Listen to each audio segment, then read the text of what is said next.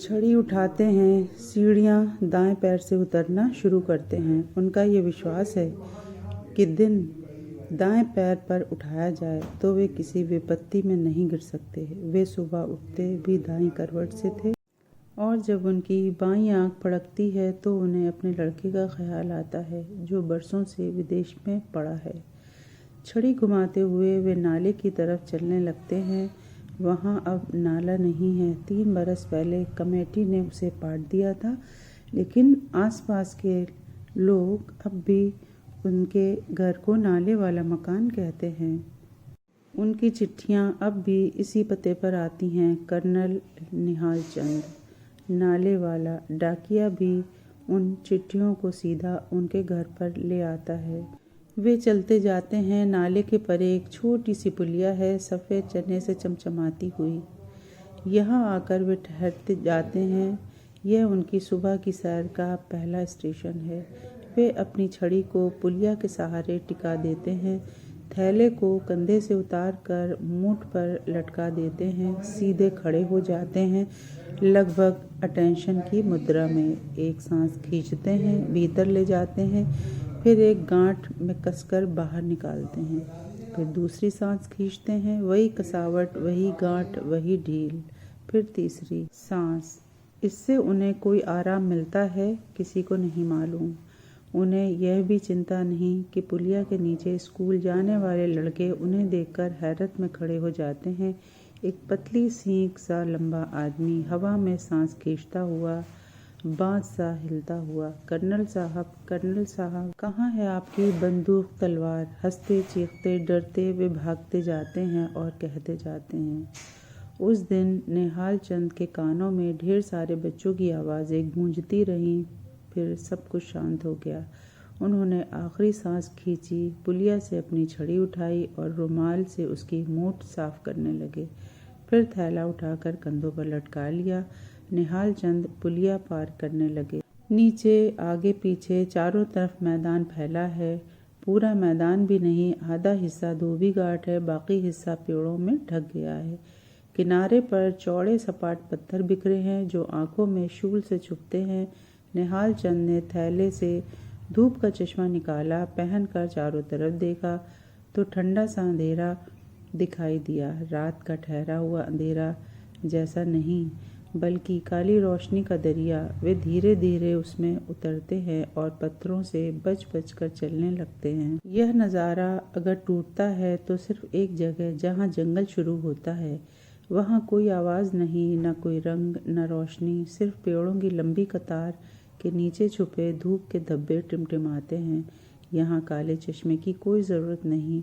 निहाल चंद कंधे से थैला उठाकर दूसरे कंधे पर लटका लेते हैं, कोट के बटन खोलते हैं तो नवंबर की हवा सर सर करती देह से लगने लगती है। ऊपर पेड़, नीचे झाड़ियाँ, बीच बीच में गुलमोहर की सुर्ख लहराती लपटें, सुर सी आवाज़ें जिन्हें सुनकर निहाल चंद को ग्वालियर के जंगल याद आ जाते। वहाँ वे अपनी फौजी दोस्तों के साथ शिकार पर जाते थे। वे अब उसे याद भी नहीं करते थे। खट से कोई स्लाइड पर्दे पर चमक जाती थी। पुरानी जिंदगी का एक हिस्सा सांस लेने ऊपर आता, फिर छप से अंधेरे में डूब जाता और निहाल चंद तेजी से कदम बढ़ाते हुए जंगल में गुम हो जाते। कुछ देर तक पता भी नहीं चलता था वह कहाँ हैं, किधर गायब हो गए। सिर्फ झाड़ियों में हल्की सी सरसराहट सुनाई देती, जैसे कोई जानवर भागा जा रहा हो। और तब अचानक उनका सिर दिखाई देता, अभी यहाँ अभी वहाँ। कोई छिपकर उन्हें देखता तो कोई हैरत में पड़ जाता कि इतनी उम्र में भी ये इतनी तेज़ी से भाग सकते हैं, छड़ी और थैले के साथ। किंतु निहाल चंद के लिए यह मामूली सी कसरत होती, महज कसरत नहीं, एक तरह का ध्यान। उनका चेहरा एक अलौकिक सी चमक में डूबा रहता। सिर्फ उनकी लंबी सीकियाँ टांगें भागी जा रही हों, फिर धीरे धीरे उनकी टांगें भी स्थिर हो जाती। सिर्फ बूढ़ा दिल हड्डियों के सींचे पर लटकता रहता और वे रुक जाते। अधमुदी पलकों को खोल देते, चारों तरफ देखने लगते। सामने हवा महल दिखाई देता, पीले पत्थरों का मुगलिया मॉन्यूमेंट नवंबर की मंद धूप में सुलगता हुआ। निहाल चंद के सफ़ेद बालों से पसीना बहता हुआ उनकी कनपटी पर चूने लगता। वह सिर को झटका देते, रुमाल से माथा पोंछते, छड़ी और थैले को हवा महल की सीढ़ियों पर टिका देते, सांस लेते। सैर की थकान उनके शरीर से टूटकर टूटे हुए खंडल से जुड़ जाती। यह उनकी सैर का दूसरा स्टेशन होता। यह हवाघर बहुत पहले शायद सचमुच कोई स्टेशन रहा हो, एक पड़ाव जहां मुग़ल सेनाएं दिल्ली से मार्च करती, यहाँ घड़ी दो घड़ी डेरा डालती होंगी। स्वयं शाहजहां शायद यहाँ छुट्टी के दिन पिकनिक के लिए आते हों, वरना इस उजाड़ जंगल में इतने नखरे नक्काशी वाली इमारत ही क्यों बनाते। निहाल चंद को यह छिपा खजाना अचानक ही मिल गया था। एक दिन सैर करते करते यहाँ भटके और आँख उठाते ही हवा से हवाघर उतर आया। सफ़ेद सीढ़ियाँ, झालरदार झरोखे, बड़ी बड़ी आँखों से रोशनदान। निहाल चंद का हाथ अनायास ही अपनी पोटली की तरफ मुड़ गया।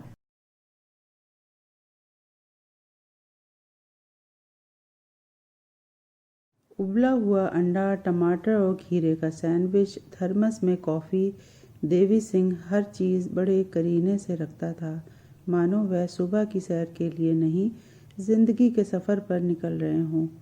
उस पहाड़ी छोकरे को सब कुछ याद रहता था, यहाँ तक कि वह नमक और काली मिर्च की पुड़िया भी रखना नहीं भूलता था।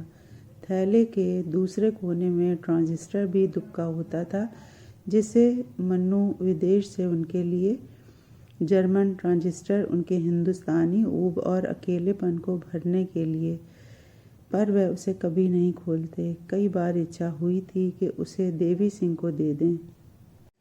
वह भी तो दिन भर साए साए करते मकान में ऊँघा करता है, घड़ी दो घड़ी इसे सुन लिया करेगा। किंतु फिर वे अपनी ये इच्छा दबा डालते। बेटे की आवाज़ सुनाई देती, आप दिन भर खाली बैठे रहते हैं, ज़रा इसे ही सुन लिया कीजिए।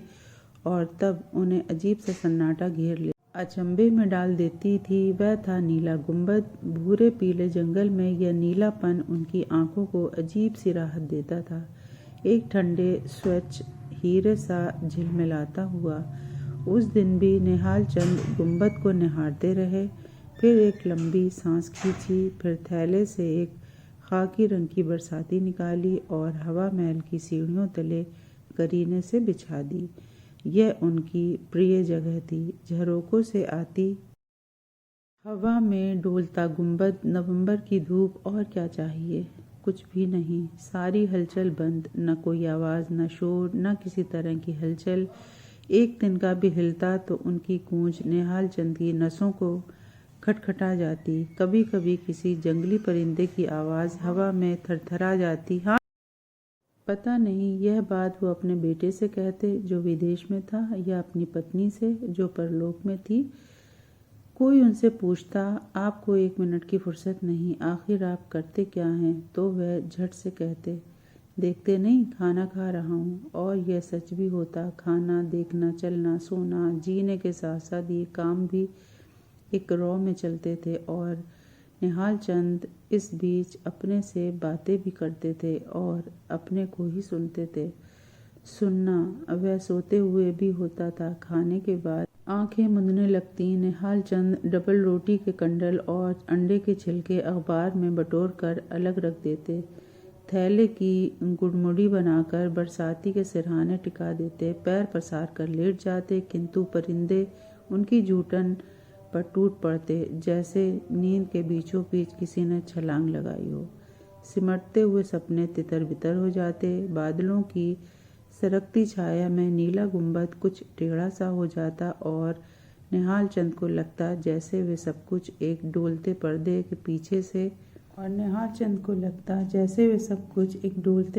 पीछे से दबा थैला हवा में फड़फड़ाती बरसाती, और तब उनका दिल जोर से धड़कने लगता। ऐसे ही वह आ जाती। वह आकर कुछ दूर फासले पर टिटक जाती थी, गले में झूमती रस्सी, बेचैन से टटोलते हाथ, झरोकों के भीतर झांकती आंखें, और उस आदमी पर टिकी हुई जो सीढ़ियों के नीचे खुद एक सीढ़ी सा लेटा था। निहाल, ओ निहाल।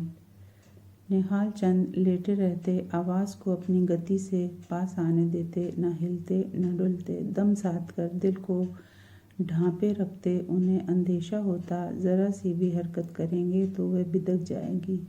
असली बात विश्वास की है। जब लड़की को विश्वास हो जाता कि आसपास कोई जोखिम नहीं है तो वह पास आती, चौकन्नी, सतर्क और झिझकती हुई। इसलिए नहीं उसे भरोसा न हो, बल्कि इसलिए कि वह जीवित है, निरीह भी, खतरनाक भी, दोनों ही। इसलिए वह एकदम पास नहीं आती थी। वह एक हाथ की दूरी बनाए रखती थी, दूसरा हाथ आगे बढ़ाती थी, उसकी जेबों को टटोलने लगती थी। आर्मी ओवरकोट की लंबी अंधेरी जेबें, जिन्हें उसकी उंगलियां धीरे धीरे सहलाने लगतीं। निहाल, ओ निहाल, क्या पूछ रही है ये? उसकी छुअन लगते ही खून सुलगने लगता, दौड़ने लगता, पागल बैल की तरह, अंधाधुंध, बदहवास, लगी बंदी लीखों को तोड़ता हुआ, दिल को अपने साथ घसीटता हुआ, पुरानी हड्डियों से टकराता हुआ। और निहाल चंद अपनी उम्र के बाद सेंकचे उठा देते, देह पिंजर को खुला छोड़ देते। जाने दो, कोई भीतर कहता है, भागने दो, कब तक इसे बचा कर रखोगे? वह शांत घड़ी होती। निहाल चंद दम रोके प्रतीक्षा करते। एक दिन का भी हिलता तो उनकी देह तन जाती, पलकों को कस के भींच लेते और तब एक झटके से वे अपने से छूट जाते। देह अलग पड़ी रहती और निहाल चंद वे दूसरी तरफ चले जाते, जहां उनका तीसरा और अंतिम स्टेशन होता। वहां उन्हें कोई देखने वाला नहीं था, न डर, न खटका, न कोई गवाह। खंडहर की छाया में उनकी देह औंधी पड़ी रहती। वह उनके पास सरक आती, अपनी चुन्नी को छाती से उड़ाकर कंधों पर फेंक देती, उनसे सटकर उकड़ बैठ जाती। और तब निहाल चंद को भ्रम होता कि पलकों के पीछे से जो धूप के धब्बे थे वे असल में शलवार कमीज की सुर्ख सुलगती बुंदकियां हैं। बिल्कुल सामने वे चाहें तो उन्हें छू सकते थे, लेकिन वे अपने को रोके रखते, बहाना करते कि वे कुछ भी नहीं देख रहे, उनकी उंगलियों को अपनी देह से खेलने देते। और निहाल, क्या सब कुछ खाली? नहीं, आज उनकी जेबें खाली नहीं थीं। आज मैं सब कुछ साथ लाया हूँ, देखोगी? वह अपना सिर थोड़ा सा ऊपर उठाते तो उनकी काली कलपती आंखें उन्हें लीलने लगती, आंखें जो पिछली जिंदगी की धोखाधड़ी को एक निगाह में तौल लेती है। क्या दिखाएगा भोंदू? सड़ा हुआ आलूचा, मरा हुआ तीतर, या किसी झिंगुर की जड़ी लाश? यही चीज़ें तो वह बहुत पहले लड़की को दिखाता था, नेकर की जेबों में ठूंस कर लाता था, एक एक करके निकालता था। किसी बिल्ली की मूंछ, बुढ़िया का बाल, कुछ भी नहीं। उस दिन जेब में से तो एक भी चीज़ ऐसी नहीं निकली जिसे वह पहचान सकती। सिर्फ कागज़ों के ढेर, बैंक की पासबुक, नई ताज़ी चिट्ठियाँ, जायदाद के कागज़ और एक नीली सी नन्ही किताब जिस पर उसकी निगाहें जम गईं। कर्नल निहाल चंद का पासपोर्ट, जिसे वे हमेशा अपने साथ लेकर चलते थे। सड़क पर कुछ हो जाए तो पुलिस उनकी फ़ोटो, नाम पता देखकर घर ठिकाना पता तो लगा ही सकती थी। हर दिन, हर 3 साल बाद पासपोर्ट ऑफिस जाकर उसे रिन्यू करवाते थे। सोचते थे कभी लड़के से मिलने गए तो काम आएगा। तेरी लालसा मरी नहीं निहाल। वहाँ लालसा नहीं, वह लड़की बैठी थी। कौन है यह? गले में फंसी चुन्नी, पीला सा गोल चेहरा, धूल में सनी लटे और रस्सी कूदने वाली रस्सी, जो मानो पिछले 50 साल से उसके साथ घिसट रही थी। उसका सिर नीचे झुका हुआ था और वह टकाटक आंखों से उस फोटो को निहार रही थी जो अचानक कागज़ों के ढेर में से बाहर निकल आई थी। निहाल चंद अपनी उत्सुकता नहीं दबा सके। देखने के लिए नीचे सर झुकाया तो लड़की की आंखें ऊपर उठ गईं। कौन है ये औरत?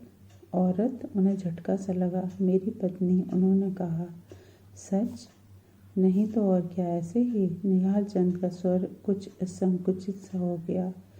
वहाँ सिर्फ लड़की की उंगली थी, धूल से सनी हुई, उस चेहरे पर गड़ी हुई जो उनकी पत्नी थी। निहाल, लड़की का स्वर बहुत धीमा था। क्या वे कभी आते हैं? कौन? उन्होंने विस्मय से पूछा। कौन आते हैं? तुम्हारा लड़का, वह बाहर है। और यह? लड़की ने फोटो को देखा। पागल!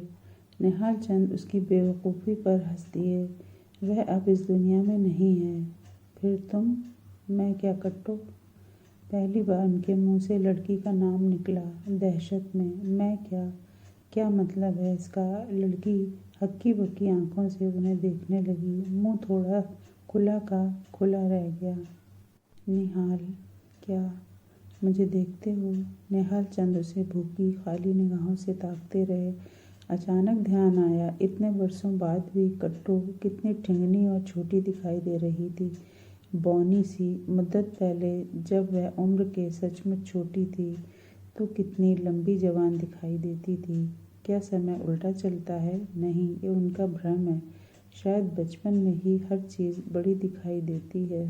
घर, पेड़, माँ बाप, और अचानक निहाल चंद चौंक गए, जैसे लड़की ने पीछे मुड़कर उनके कानों में फुसफुसाया हो। और प्रेम नहीं तो क्या? प्रेम? क्या तुम किसी से प्रेम कर सकते निहाल? कर्नल निहाल चंद एक धक्का सा खाकर वे होश में आए। किसकी आवाज़ थी यह सिर्फ छल और धोखा था? भीतर की अटपटी पुकार जो बुढ़ापे के जंगल में उठती है। न प्रेम, न लगाव, न मुंह की पीड़ा, पीड़ा भी नहीं, कुछ भी दिखाई नहीं देता। पत्नी का चेहरा और बेटे की याद, कुछ भी नहीं, सिर्फ मैं। तुम कौन? निहाल चंद, क्या हो तुम? खट खट खट। वह रस्सी कूद रही थी। ऊपर नीचे खंडर के सूने में उसके पैरों की गूंज निहाल चंद की मदी पलकों को छपछपाने लगी। वे सो रहे थे। खाने के बाद वे घड़ी दो घड़ी ज़रूर सो लेते थे। जब निहाल चंद ने आंखें खोल दी, सबसे पहले आकाश दिखाई दिया, जिसमें आधी देह सोई रहती है, आधी सिर बाहर निकाल कर दुनिया को देखती है। देवी सिंह, उन्होंने धीरे से आवाज़ लगाई। फिर अचानक याद आया, वे घर में नहीं हैं, बाहर लेटे हैं। लेटे ही लेटे हाथ बढ़ाकर थैलों को टटोला। वे थर्मस निकाल कर बची हुई कॉफ़ी से गला तर करना चाहते थे, किंतु उनका हाथ थैले पर नहीं, कागज़ों के ढेर पर जा पड़ा। वे हवा में सरसरा रहे थे। पेंशन के दस्तावेज, फोटो, खत, खुला हुआ पासपोर्ट। निहाल चंद ने झटके से सिर मोड़ा। ये यहाँ कैसे निकल आए? उन्हें ठीक से याद नहीं पड़ा कब उन्हें अपनी जेब से बाहर निकाला था। कुछ चीज़ें उनकी चेतना की चौहद्दी से बाहर हो गई थीं, अनदेखे घट जाती थीं, अपनी मौजूदगी को अचानक उनके सामने पटक देती थीं। देखो, ये हम हैं, तुम्हारे सामने, और तुम्हें पता भी नहीं। और निहाल चंद होकर उन्हें स्वीकार कर लेते थे। कभी वह पूछने का साहस नहीं करते, जेब में रखा था, बाहर कैसे निकल आया? यह मन्नू का पत्र है, और यह बैंक की पासबुक, यह लद्दाख का फ़ोटो है, और यह। अचानक उनकी टटोलती उंगलियां ठिठक गईं। आंखें खोलीं तो देवी सिंह का पासपोर्ट दिखाई दिया, जो उसने छुट्टियों में गांव से भेजा था। पोस्टकार्ड दिखाई दिया, जो कि उसने छुट्टियों में गांव से भेजा था। देवी सिंह का ध्यान आते ही वह हड़बड़ा से गए। वह बरामदे में गुडमुड़ी सा बड़ा बना बैठा होगा। पता नहीं कितनी बार खाने को गर्म किया होगा, दरवाज़ा खोलकर बाहर झांका होगा। उन्हें अक्सर देर हो जाती थी और गहरे आश्चर्य में देखता था। कहता कुछ नहीं था, किंतु हर बार एक ही प्रश्न उसकी गूंगी निगाहों में झलक रहा होता था।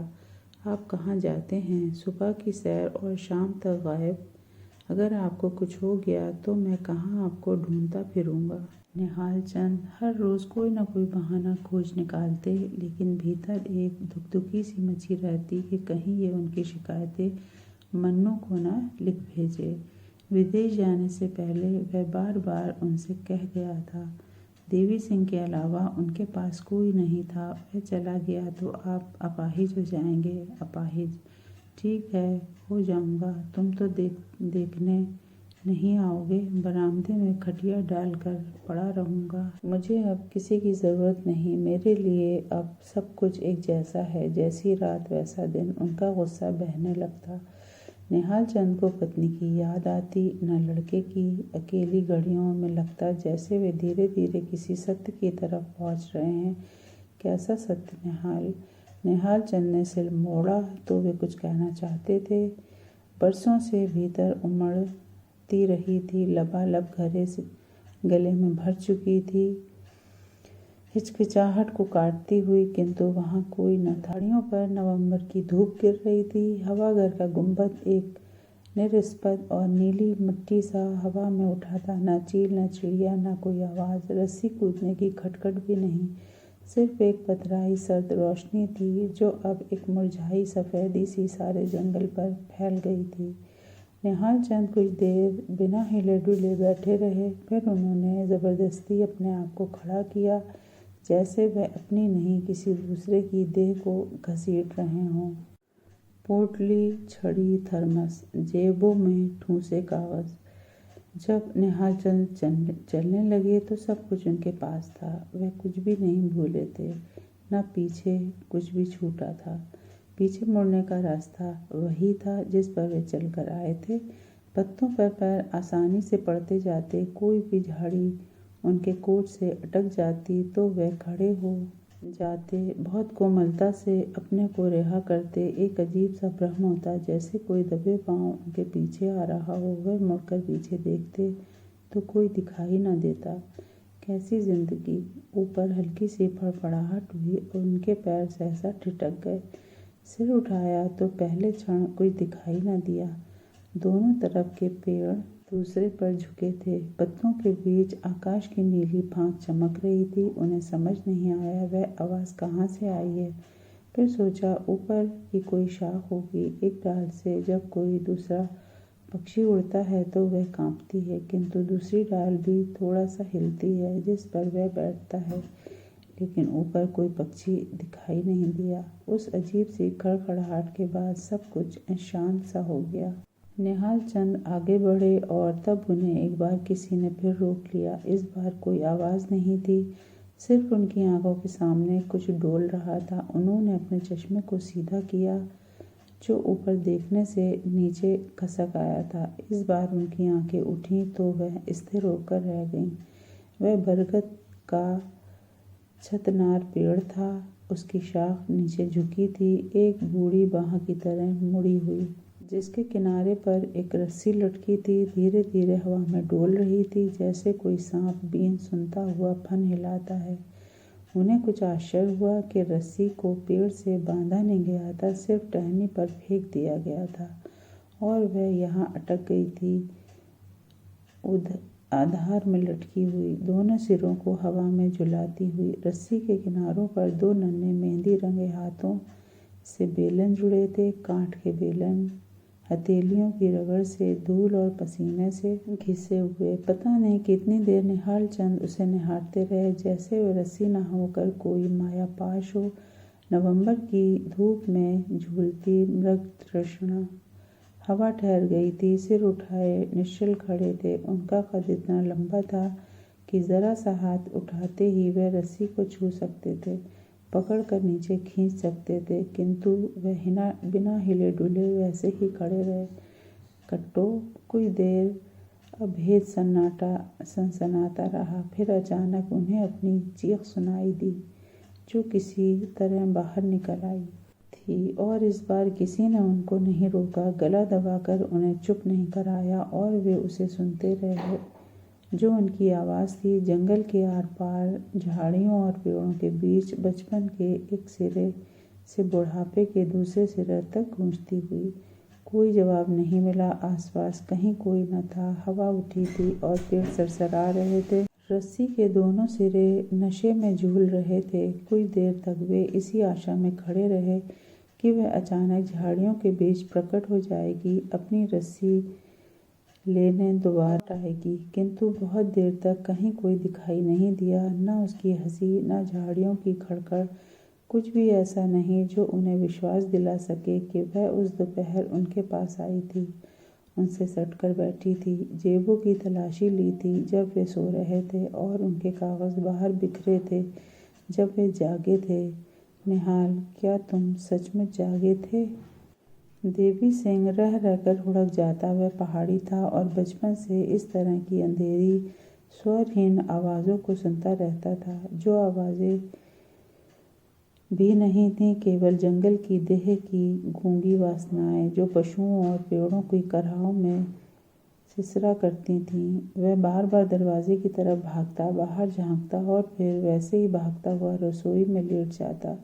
उस रात वह रसोई में ही लेटा रहा। रात का खाना 2 बार गर्म कर अब ठंडा हो गया था। ऐसा बहुत कम होता था कि कर्नल साहब सुबह की सैर को निकलें और दोपहर तक घर न लौट आएं। देर हो जाती थी तो भी अंधेरा होने से पहले ज़रूर लौट आते थे। सीढ़ियों पर छड़ी की खटखटाहट से ही देवी सिंह पहचान जाता था कि वे लौट आए हैं। सदमे से भरा वह रसोई में ही लेटा रहा। जैसे उनकी आहट सुनी, निहाल चंद उसे बुलाते नहीं थे।